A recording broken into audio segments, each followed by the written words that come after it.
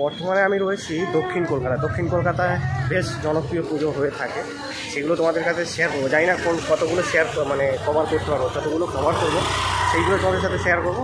বর্তমানে যাচ্ছি একডালিয়া এভারগ্রিন, তাদের এবারে কী থিম রয়েছে ঘুরে দেখাবো চলো। আচ্ছা, বর্তমানে এসে পৌঁছেছি একডালিয়া এভারগ্রিন, তাদের এবারের থিম জগন্নাথ মন্দির, পুরীর জগন্নাথ মন্দির। আজকে চতুর্থীয়ার দিনে কিন্তু প্রচণ্ড ভিড় রয়েছে, ক্রাউড রয়েছে, অসংখ্য দর্শক এসছেন, তারা এই পুরী জগন্নাথ মন্দির দর্শন করছেন। চলো ভিতরে যাব, ভিতরে গিয়ে কি পজিশন রয়েছে তোমাদের সাথে শেয়ার করবো।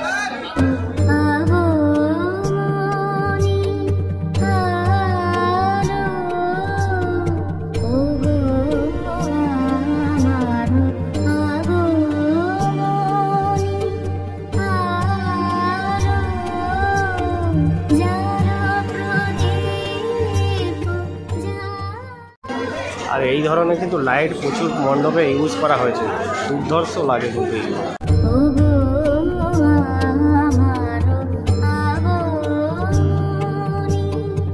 আর মণ্ডপে ঢোকার মুখেই কিন্তু জগন্নাথ দেবের মূর্তি রয়েছে।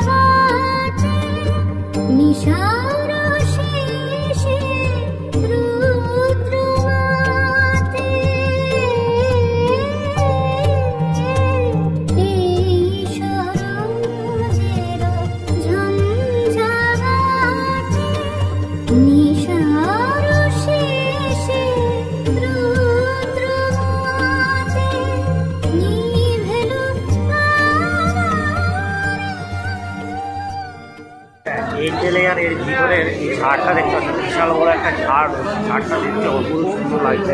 আর তাদের প্রতিমা এই জায়গায় রয়েছে, এবং প্রতিমার যে চালা রয়েছে সেই চালার মাথা দিয়ে কিন্তু জগন্নাথ দেবের যে মূর্তি সেইগুলো কিন্তু রয়েছে।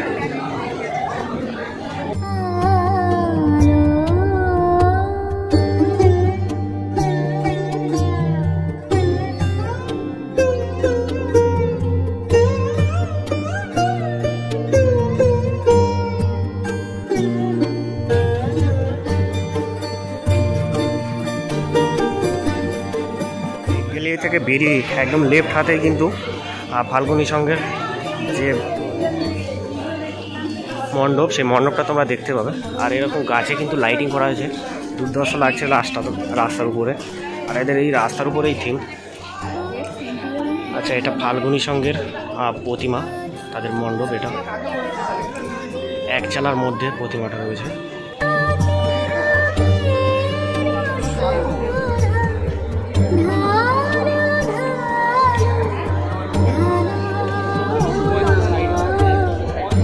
এবার আমি যাব হচ্ছে সিঙ্গি পার্ক।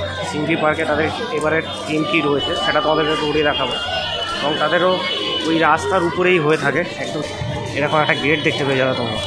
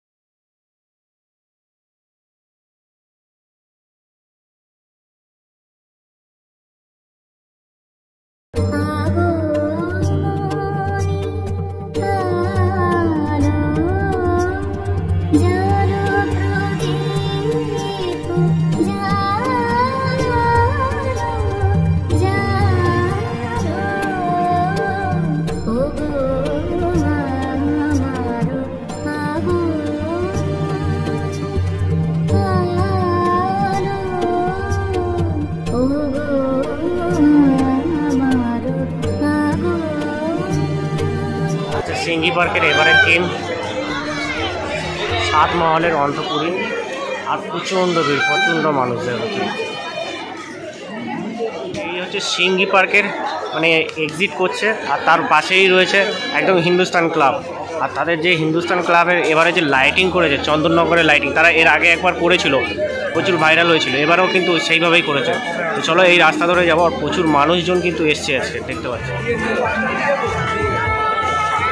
এই সেই জায়গা যেখানে বিখ্যাত বিখ্যাত ছবি রিলস ভাইরাল হবে, করলেই ভাইরাল হয়। আর এটা সেই চন্দননগরের যে লাইটিং হয় না, চন্দননগরের লাইটিংয়ের মতনই এর আগেও এরা একবার করেছিল, সেটা কিন্তু প্রচুর পেয়েছিল। এবারেও কিন্তু ঠিক সেইভাবে করা যায়। পুরো রাস্তা জুড়ে যে এই লাইটিংটা কি অপরূপ লাগছে, এর নিচে দাঁড়িয়ে যে ফটো উঠবে না, জাস্ট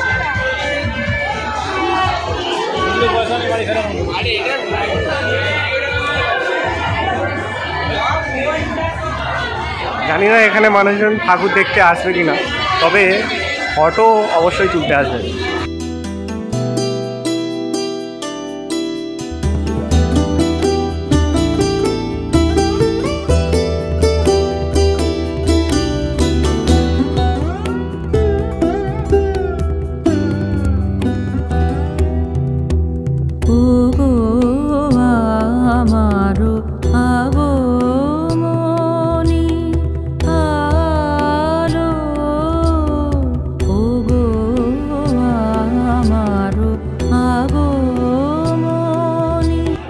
আচ্ছা, এই যে তাদের হিন্দুস্তান ক্লাবের গেটে ঢোকার মুখেই কিন্তু যে চাকা, সেই চাকা দিয়ে পুরো গেটটাকে করা হয়েছে।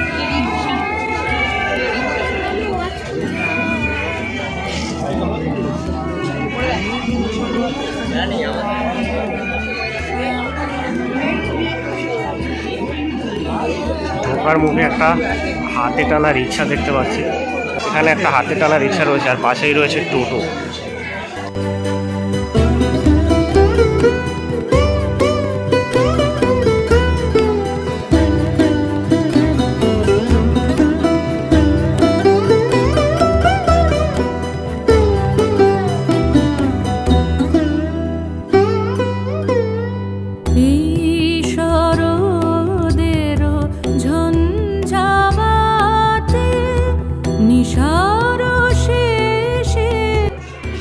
আর এইরকম ধারে ধারে রিক্সার পিছনে যে প্রতিচ্ছবিগুলো থাকে, রিক্সার পিছনগুলো কিন্তু রয়েছে।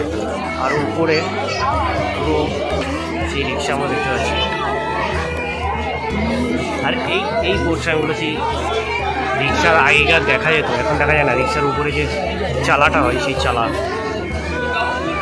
এই যেমনটা বলছিলাম, পুরো রিক্সা পুরো মণ্ডপের উপরে উঠছে। আর মণ্ডপের উপরে দুটো হাতে টানা রিক্সা রয়েছে। এই রিক্সাটা এখন কিন্তু খুবই কম দেখা যায়।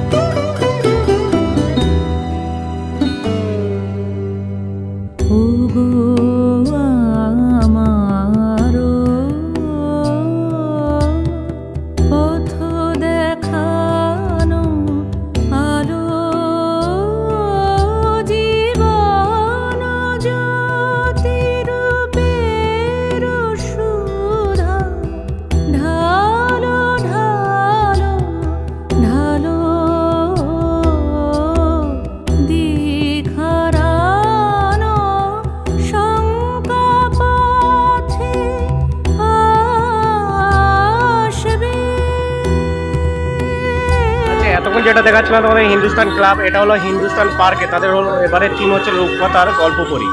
বর্তমানে আমি প্রবেশ করছি রূপকথার গল্প পড়ি, যেখানে একটা পরি লাইক উঠছে উপরে, আর উপরে পৃথিবী রয়েছে, আর এই সাইডে নেট দিয়ে কিছু করা হয়েছে, আর এরকম টিন কেটে কেটে পেন্সিল করা হয়েছে। আর এই জায়গায় একটা বড় পিস্তল রয়েছে, এই যে দেখতে পাচ্ছ এরকম কাঠামো রয়েছে, উপরে ঠাকিরা রয়েছে। এই যে ওয়াচ টাওয়ার যেমন হয় পূজা বা কোনো সময় হলে সেই রকম ওয়াচ টাওয়ার টাইপ করা হয়েছে। আর এরকম বাড়ির যে ছাদগুলো হয় সেই ছাদগুলো এরকমভাবে রয়েছে উল্টো দিকে। উপরে এই যে একটা পৃথিবী রয়েছে এবং ভিতরটা কিন্তু অপরূপভাবে সাজিয়েছে এরকম চাল কেটে কেটে।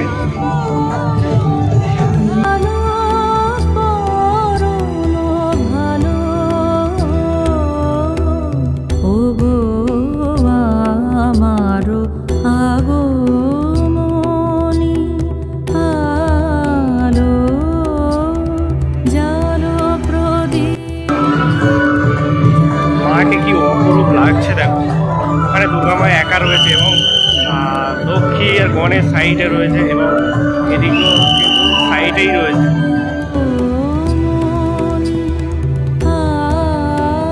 কতটা কি দেখাতে পারছি ভালো করে, যেহেতু পূজার সময় বুঝতে পারছি প্রচুর প্যান্ডেল প্রচণ্ড ভিড়, মানে ঢোকার সাথে সাথেই বেরিয়ে আসতে হয়, নাহলে কিন্তু সমস্যা, মানে দাঁড়িয়ে যে ভিডিও করবো সেরকম কোনো সমস্যা নেই, মানে সেরকম কোনো ব্যবস্থা নেই, মানে সঙ্গে সঙ্গে ভিডিও করে বেরিয়ে আসতে হবে।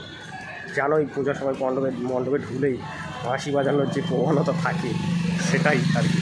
গড়িয়াহাটে ঠাকুর দেখতে দেখতে তীরহারা সম্মিলনী আর তাদের যে প্যান্ডেল রয়েছে সেই প্যান্ডেলের সামনে চলে এসেছি।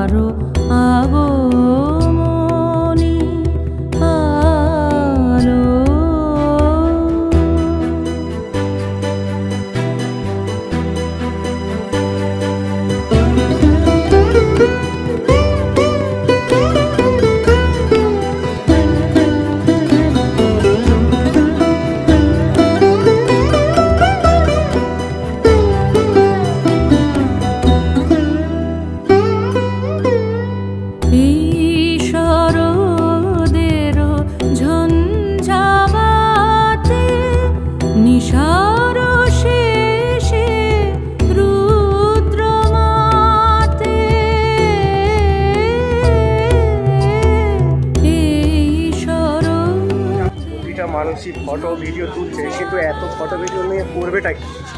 আমরা নয় পোস্ট করবো ঠিক আছে, কিন্তু মানুষ এত ফটো ভিডিও নিয়ে করবেটা কি? সারা বছর খুলে তো দেখবে না, ফালতু ফালতু মেমোরি ফুল করা হয়, মানে জাস্ট একটা স্টোরি দেওয়ার জন্য এত ফটো ভিডিও করার কোনো দরকার নেই। আচ্ছা, দেশপ্রিয় পার্কের ওই হচ্ছে মূল গেট আর এই হচ্ছে মণ্ডপ। এই সোজা রাস্তাকে এত বড় ঘুরিয়ে ঘুরিয়ে আনার কোনো দরকার আছে? মানুষের এমনিতেই টাইম লস, তার উপরে যদি এরকম জিগজ্যাগ করে ঘুরিয়ে ঘুরিয়ে নিয়ে আসে তাহলে বলো কতটা মাথা গরম হয়। আবার এদিক দিয়ে এন্ট্রি হবে না, আবার সেই ওদিক দিয়ে ঘুরে ঘুরে এন্ট্রি হবে। আচ্ছা, 10 মিনিট হাঁটার পরে, মানে 10 মিনিট মাঠটা ঘুরে ঘুরে সবে মাত্র আমরা এন্ট্রি করছি ভিতরে।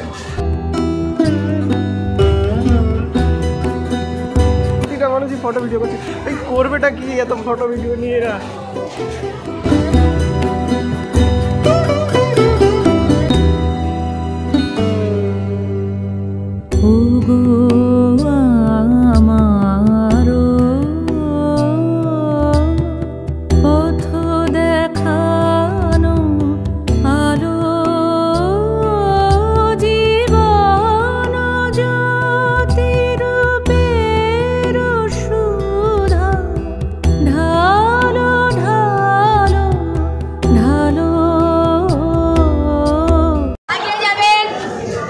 খালি আগিয়ে যাবেন আগিয়ে যাবোটা কোথায়, দাঁড়াতেই দিচ্ছে না ভাই। ভালো জ্বালাতনে করেছিল, 10 মিনিট ঘুরিয়ে ঘুরিয়ে ঢোকালো, দাঁড়াতেই দিল না। কি এতক্ষণ ঘুরে ঘুরে ঢুকলাম ভিতরে, অন্তত 30 সেকেন্ডের ভিডিও করতে যে দাঁড়াতেই দিচ্ছে। আশা করি দক্ষিণ কলকাতার অনেকগুলো মণ্ডপ ঘুরিয়ে দেখাতে পারলাম।